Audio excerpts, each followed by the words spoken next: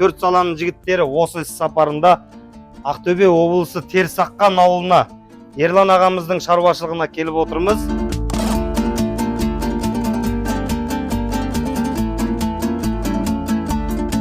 Жалпы шығынын айтып өтсеңіз енді. Қанша мөлшерде кетіп жатыр? Бір 30 миллион болшы. 30 миллион жаңа жұмыс ақысы бар, ағаш материалы бар. Материалы бар, бәрі сол.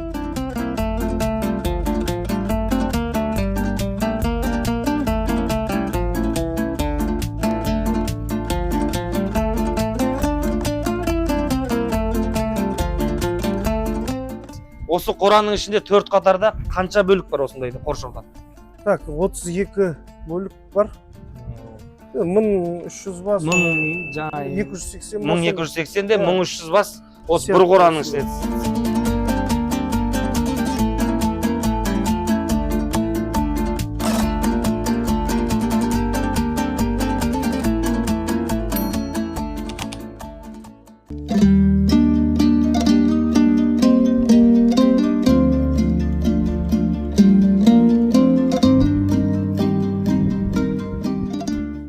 Ассалаумағалейкум, барша қазақ елі, барша малшы қауым, төрт саланың жігіттері осы іс сапарында Ақтөбе облысы Терсаққан ауылына Ерлан ағамыздың шаруашылығына келіп отырмыз. Алдарыңызда міне Бекболат мырза осы шаруашылықтың тыныс тіршілігін таныстырып, біз не үшін келіп жатырмыз, біздің тұрақты көрерменіміз екен, интернет желісінде, YouTube канал, басқа да интернет желісінде қандай мал бағылып жатыр, шаруашылық қай кезде басталды, және осы уақытқа дейін қандай жетістіктерге жетті және қандай қиындықтар болды, соның бәрін сіздерге айтып өтсін. Енді бастайын деп жүрген немесе бастап жүрген ағаларымыз, інілеріміз болса, осы кісілер сияқты тәжірибеде жүрген кісілердің ақылын тыңдап, осы кісілердің жүрген жолымен жүріп, шаруашылықта қателік жібермесін деген ниетпен осындай видеолар түсіреміз. Біреудің малының санын, біреудің байлығын түсіру үшін келген жоқпыз. Төрт саланың жігіттерін қолдап, шабыт беріп, қамшылап отырыңыздар. Видеоның соңына дейін көріп, бір пікір, бір löпілдеріңізді басып отырыңыздар. Біз видеоны бастаймыз. Ал Бекболат мырза, өзіңізді бір таныстырып, қай қала, қандай малмен айланысып жатсыз, соны қандай қора салып жатсыз айтып өтсеңіз. Ассалаумағалейкумдер, баршаңызға. Мына төрт саланың жігіттерін осылай шақырып, ақылдасып, жаңағы дробилка, жаңағы кармораздатчик деген сияқты осындай қора салдық. Соның бәрін ақылдасып, білейін деп постоянно неден қарап отырамыз, ютубтардан. Сол жұмыстарын қараймыз.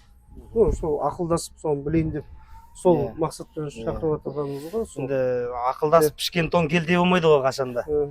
Енді мына қораның енін ұзындығын айтып өтсеңіз, қандай мал түлігіне мысалы? Ұзындығы 80 метр, былай 21 метр. 4 қатар мал тұрады, иә? 4 қатар мал тұрады, қой ғой енді. Иә. Тоқтылар. Осылай бір клеткеде 40 бас тұрады. 40 бас тұрады, сият, осы арадан жемін жейді, шөбін жейді. Суын бай қылып жасап. Мына бір жерден жібересіз, мынау шланги екі жаққа да келеді. Анаған барып, осылай құя беремін, кранды ашып, жаңағыдай. Мына бір клеткеден, екі клетке бір жерден ішеді. Бір оқпен екі қоян дейсіз ғой. Не осы. Енді мына қораның ішінде, мысалға мына бір клеткінің енін ұзындығын айтып өтсеңіз. Мынау 3,40 па? Ұзындығы 10 метр. 10 метр. Осында 40 бас. 40 бас. Осы қораның ішінде 4 қатарда қанша бөлік бар осындайды қоршауда?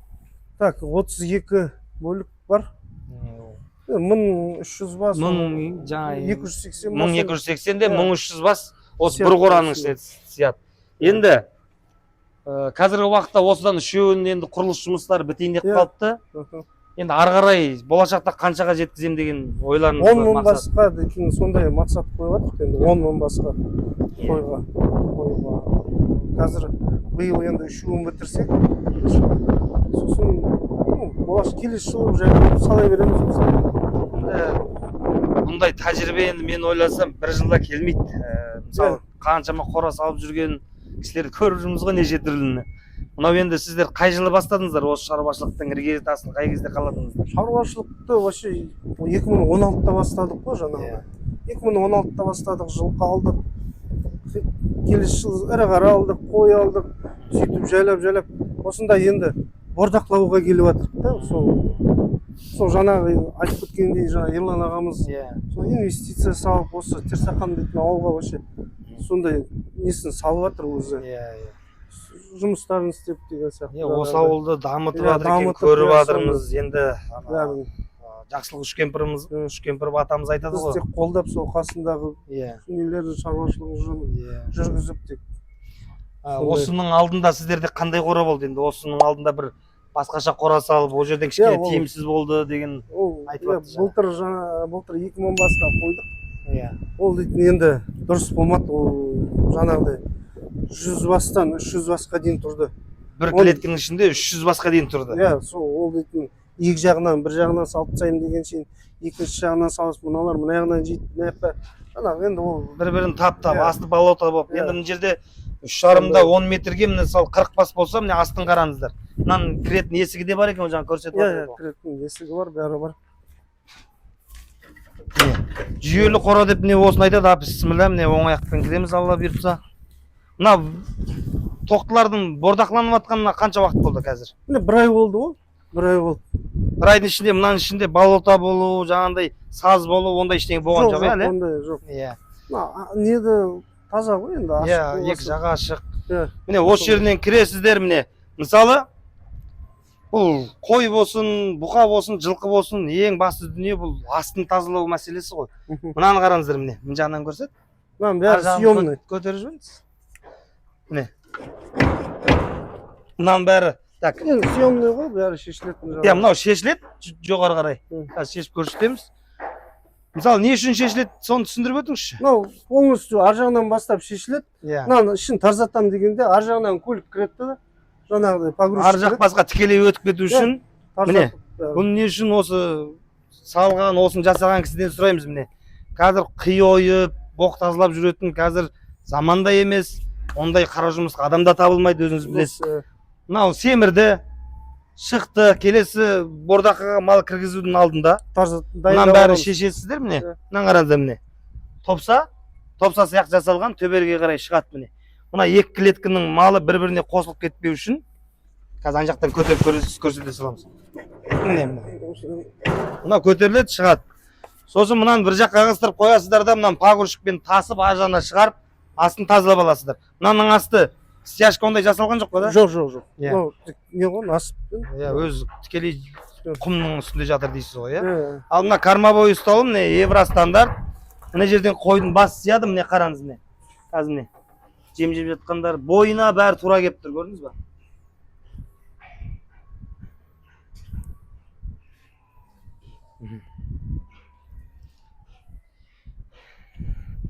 Мынаның ең жақсы сіздердің ойластырғандарыңыз мына жеріне енді жақсы амал тапқан екенсіз. Енді адамнан амал аспайды дейді ғой.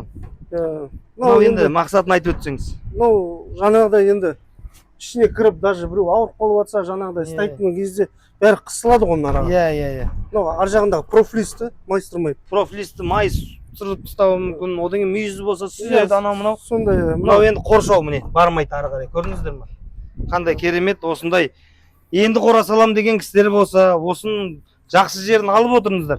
Біз каналды осындай, не, Жетісу жер жаннатынан, анау Алматы облысы, Жетісу облысынан келдік. Қазір тұрғанымыз Ақтөбе облысы, жаңа Терісаққан деген ауылда тұрмыз. Біз жан-жақта шапқылап жүреміз. Осы жол сапарымда бірінші сол шықтық, міне, үйдің бетін көрмегелі 15 күндей болды мысалға да. Біз шықтық, Алматыдан шығып Қарағандыға бардық, Қарқаралыға. Одан Қостанайға бардық. Қостанайдан кейін жаңағы Ақтөбе, жаңағы ауылдың немене еді аты? Яйсанға. Жайсан деген Тамбау жанында Серік ағамыздың жаңағы жем турайтын трабексын орнатып, осы жерде Ерлан ағамызға келіп отырмыз. Міне осылай шапқылап жүріп, біз енді не үшін біздің құрылғыларымызды өзіңіз көріп отырсыз ғой. Темірі қалың, отандық өнім. Одан кейін мысалы бітпейтін өмір жоқ, сынбайтын темір жоқ. Аяқ астынан бір жер сынып қалды мысалы, сайман ауыстыру керек. Шетелге звондап жүрмейсіздер ғой мысалы. Сол үшін міне біздің арнайы тағайындалған жұмысшыларымыз бар, осы ремонттап артынан мысалы бір жағдайда болмаса ордақының алдында ремонттап кететіндей мысалы. Пышағын ауыстырады, дөңгелегін ауыстырады, сондай. Сол үшін сеніммен хабарласыңыздар, міне Қазақстанның кез келген жеріне 2 күнде біз тревогамен барамыз. Мысалы адам түсінеді, мен сізге айтуым мүмкін. Кішкене бір 10 күн күте тұрыңызшы деп. А сіз малға айта алмайсыз ғой. 10 күн күте тұр. Драйверлік жасайтын жігіттер келеді, сонан кейін бірақ көрейік деген әңгімені бұл түсінбейді. Ол ең басты мәселе осы. Енді басқа жағын көрсетіп өтсек, Қошқарларға барсақ. Мынау бірақ ашылады да? Иә, мынау до конца ашылады. О, міне. Жасаған жігіттердің қолына өнер тамған жігіттер екен міне. Ана мынау барата бүйтіп до конца керіліп ашылмайды енді.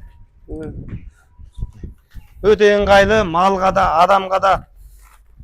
Бұл жерін топсалы құрылыммен орналастырмай, бүйтіп секіріп кіріп, секіріп шығып жүрсеңіз, содан кейін мынаны ішіне лақтырып қойды. Осылай ыңғайлы дұрыс. Енді мынаның бір қораның жалпы шығынын айтып өтсеңіз енді. Қанша мөлшерде кетіп жатыр? Бір қора бір 30 миллион шығады. 30 миллион жаңа жұмыс ақысы бар, ағаш материалы бар. Материалы бар, бәрі сол. Енді Қазақстан бойынша айтатыным, мына стойкаларын айтып отырыңызшы. Қандай 89-дық НКТ турба. Қазіргі уақытта міне 2025 жыл, 26 жыл мына шаруаларға негізі қора салатын жыл. Өйткені қазіргі уақытта бұның бағасы 70 теңгеде болып жатыр, мына килограммы. Жолымен 100 теңгеге Қазақстанның кез келген жеріне жетіп жатыр. Не үшін? 2024-тен бастап шетелге мына темірді, қара темірді экспорттауды жапты да. Соған байланысты қазір темір қабылдайтын жерде темірдің, қара темірдің бағасы 30 теңгеге құлады. Соған байланысты мына НКТ турбаның килограммы 100 теңгемен үйіңізге дейін жетіп жатыр. Келесі жылы, 10 жылы, оның ары жағындағы 3-4 жылдың алдында жоспарларыңыз болса қора салам деген. Қазіргі мүмкіншілікті пайдаланып, осы НКТ турбаны тапсырыс беріңіздер. Өйткені бұның алдында 2 жыл бұрын 350 теңгеге дейін бар жолымен мынау. Өйткені ол кезде қара темірдің құны 150 теңге болды. Ал қазір бізге 100 теңгеден бергенше 150 теңгеден металлолом өткізбей ма мысалы? Бәрі алмалы, төкпелі заман болып жатыр. Осындай мүмкіншіліктерді пайдаланыңыздар. Енді қандай бір жақсы жерлері бар? Қандай порода ұстап жатсыз, қошқарларыңызды көрсетсеңіз? Біз енді гисар ғой. Гисардан жаңағы алып келіп қошқарларды сондайдан қосып. Оның алдында аналықты Еділбай ғой, енді неден алдық бірлік дейтін. Неден сояқтан алып гисар қостық. Бірақ өзімізде бір атары таза гисар бар. Таза гисар. Иә, ол неден алып келдік, тоже Шымкенттен аналықтарды. Содан шығарып отырық. Қазіргі уақытта мына қораның ішіндегі бордақыда тұрған тоқтылар өздеріңіздің төлдеріңіз ба сонда мынау? Өздеріміздің, иә, төлдеріміз. Бір-екі бар. Иә. Мына жердегі қошқарлар. Қошқарларымыз. Еділбай бар. Мынау қайсы? Так. Гисарлар ғой. Гисар. Бұл қазір енді браковкалар ма сонда қандай? Ну, иә, сол шығарғандарымыз ғой. Енді келесі браковка болғанда басқа шаруашылықтар мынаны алып қойына қосуға болатын ғой. Алып қосып. Өйткені браковка деген мысалға енді ол браковать етіп тастаған дүние емес. Мысалы бір қошқарды 2 жылдан артық қоспайсыз ғой мысалы. Ну, уже ар жағы дейтін өзінің нелері кетіп тұрды. Иә, өзінің баласына шаппасын, қаны бұзылмасын, тегі бұзылмасын деп мысалға аталықтарын осы жылқы болсын, қой болсын 2 жылдан артық қоспайды. Енді тегі ар жағы қай жақтан келді бұл осы? Жаңағы қай шаруашылықтан келеді мына қошқарлар? Ол вообще Шымкенттен келді, ана КХ Нұрзада дейтін. КХ Нұрзада сол кісілерден алған қошқарлар. Сояқтан. Енді осы жақын маңайдан болмаса басқа жақтан, басқа төңіректен жас мөлшері қанша мына қошқарлардың қазіргі? 3-4 жаста қазір. Бәрі қойға жарап тұр салуға да? Жарайды ғой, иә, жарайды. Енді осы қошқарларды бір түсіріп шық, айландырып. Осының ішінде ұнатқан қошқарларыңыз баға бірдеңкесі шықты ма бұның? Мынаншаға сатылады, сатылымда. 200-ден сатып отыр. 200 мың теңгеден талдағанын алады, иә? Иә, талдаған. Міне, осы жерде тағы бар ма қошқар тағы да? Болды, осы иә? қалған. Бір 15 шақты қошқар бар, міне. Талдағаныңызды 200 мың теңгеден алып кетіңіздер. Енді осы 2 жыл қойға түскен қошқарлар.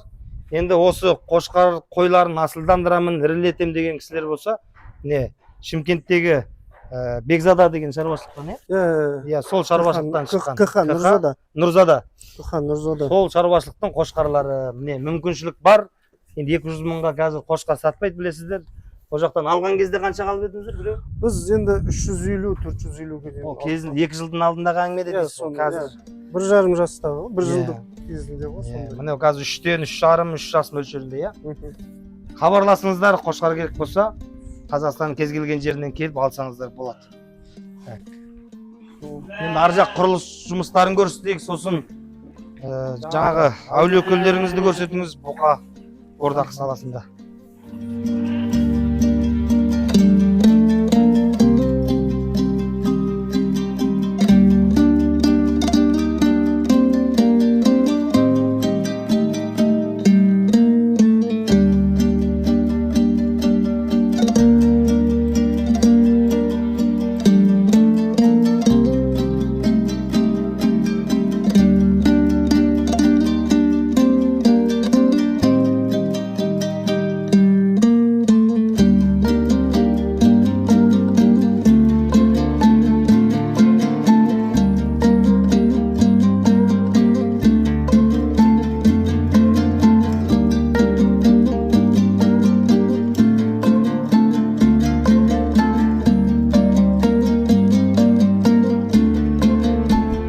Теріс Аққан ауылының табиғатын қазір дронмен аламыз, видео қызықты болу үшін. Енді Ерлан ағамыз осы уақытқа дейін мен қаншама мыңдаған шаруашылықты көріп отырмын.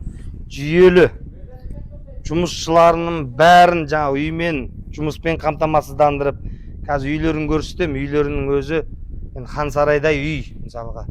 Жаңа сол үйдің ішіне кіріп, ет жеп, мысалға дастарханда болып жатырмыз. Бұл жерде жұмысшы бастық деген әңгіме жоқ екен, соншалықты қарапайымдылығы көрініп тұр. Осылай жұмыс бастайым десеңіздер, жүйемен бастаған дұрыс. Болашақта қалай болады? Бұда істейтін адамдар қалай тұрады? Қалай бала шағасы мектепке барады? Мына жерге спорт залына дейін салайын деп жатыр екен, жаңа әңгімесі бойынша естісің. Осындай бір ауылда бір кәсіпкер шығып, ауылымызды көтеруіміз керек деп жаңағы Жақсылық Үшкемпіров ағамыз айтып өсиет қалдырып кетті ғой арт жағына. Сол кісінің ізін басып, сол кісінің жаңағы салған жолымен жүріп келе жатқан осындай ағаларымыз көп болсын. Осы сіздер де болса, біз жаман болмаймыз. Осы ауылға келіп, қандай осы ауылдан осы видеомызды көріп отырған кісілер болса, пікір жазып кетіңіздер. Мен мұндайды көп жерден көрген жоқпын. Енді мал бағып жүрген қалталы азаматтарға осыны көріп үлгі алсын деймін. Өйткені жұмысшы да риза болу керек. Мал да риза, жұмысшы да риза, бәрі жүйелі жұмыс болса, қазақтың ата кәсібі күннен күнге дамып, шетелге бүкіл әлемді етпен қамтамасыздандыратын үлкен алпауыт елге айланамыз деген ниет бар. Сол сіздерге бұйырсын. Жүйе бар жерде, Алла бұйырса бәрі болады. Мынау енді тура жаңа біткен қора, енді екіншісі. Осылай қарай Алла бұйырса 10 қора салынады, бір қорада 1300 бастан Алла бұйырса 10-ы болатын болса, мысалға 13 мың басқа дейін сияды.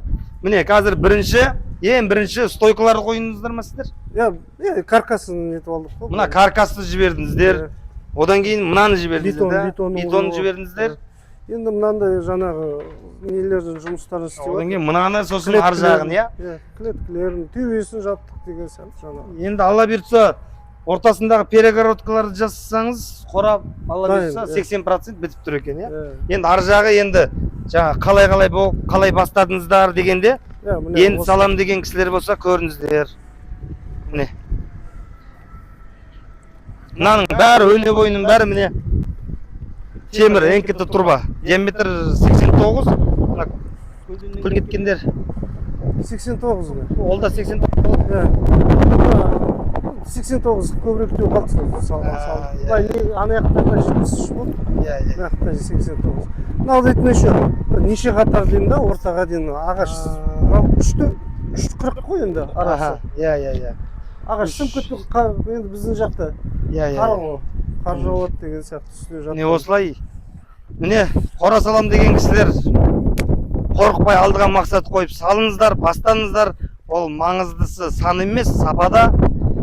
Осы қаншама қораға барып жүрмін, 1000 бас, 10 мың бас, 100 мың бас деп, мысалы шетелге де барып жүрмін. Бәрі нөлден бастаған, бірден, екіден бастаған, салбырап түскен ешкім жоқ. Ең бастысы алдыға қойған мақсат, соған жетем деген ниет болса, алынбайтын қамал жоқ. Енді бұқаларыңызды бір көрсетіп шықсаңыз, қандай порода, жаңағы Аулыкөл сол Аулыкөл порты ғой. аха Ана неден Қостанайдан Диевка дейтін аха сол жақтан алдық. Бұқаларды тоже сол Қостанайдан бірінші категория. Қарқан дейтін аха шаруа қожалықтан алдық бұқаларын. Аналықтарда сол Диевкаден алдық. Қазіргі уақытта аталыққа сатылатын, аналыққа сатылатын ұрғашы еркек Әулиекөлдің бар ма сіздерде сатылымға? Жоқ, ұрғашы пока сатылып отырған жоқ, енді бас көбейту керек болып тұр, мақсат сол. Еркектер сатылып отыр енді, ұрғашылыққа неге жаңа. Иә. Енді осы жерде мысалы біздің интернет желісінен көріп, осындай Әулиекөл бірінші жаңа категориямен бұқа алғысы келіп жатса мысалға. Жоқ, бізде бір Қостанайда тек қана бірінші категория. Бізде уже екі болып кетеді. Енді қазір көріп қызығып жатса мысалы, сіздердің номерлеріңізді берсем, енді ол бір хозяйствоға асып кеткенде бір 5 керек болады. Сондай ғой. Сол кезде сатып ала алады ғой, сіздерге хабарласып. Міне, осындай біздің каналымыздың пайдасы бар міне. Асыл тұқымды малдарды өсіріп, жақсы аталық қойсаңыздар, күннен күнге жаңағы төл ірілей бастайды. Сондай мүмкіншілік бар болып тұр міне. Ал жылқыны ордақта ұстап жатсыздар ма мыналар? Ордақылау.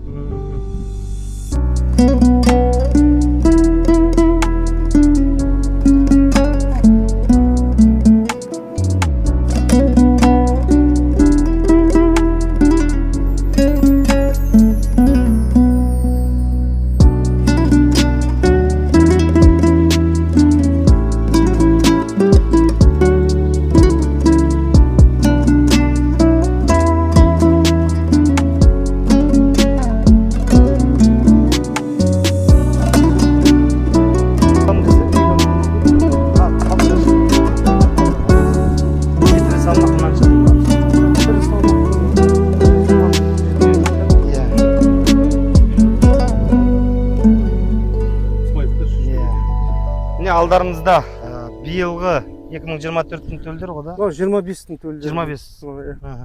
2025-тің төлдері қазір сатылымға жаңа Ерекеңнің айту бойынша 575 мың теңгеден круговой алып атыр дейді. Енді осы бағадан кішкене жоғары өрлетіп берем деген кісілер болса, номерлерін беремін. Мына подсостарды көрдіңіздер. Енді осының ішінен жаңа тұқымдыққа деп алып қалатындарыңыз бар ғой, жаңа сары сырға дедіңіз ба? Өздеріңізге алып қалатқанда. Мысалы, бұны да сол 1 жыл қосасыз, 2 жыл қосасыз, сонан кейін басқа кісілерге ауысып, жақсы қалдамалы болғандарын келесі жылға қосамыз. Келесі жылға да. Келесі жылға қосып, 10 жылы мысалға осыған құда түсіп қойсаңыздар болады мысал. Бұл кісілерде бұл бұқаны жаңа бірінші категориядан талдап сатып алып келген дүние бар ғой мысалы. Келесі жылы мынау қосылады. Босағаннан кейін сіздер бұны арнайы құда түсіп қойсаңыздар алуға болады. Осылай әр қазағымның қорасы малға толсын, қора қордалы болсын дейді.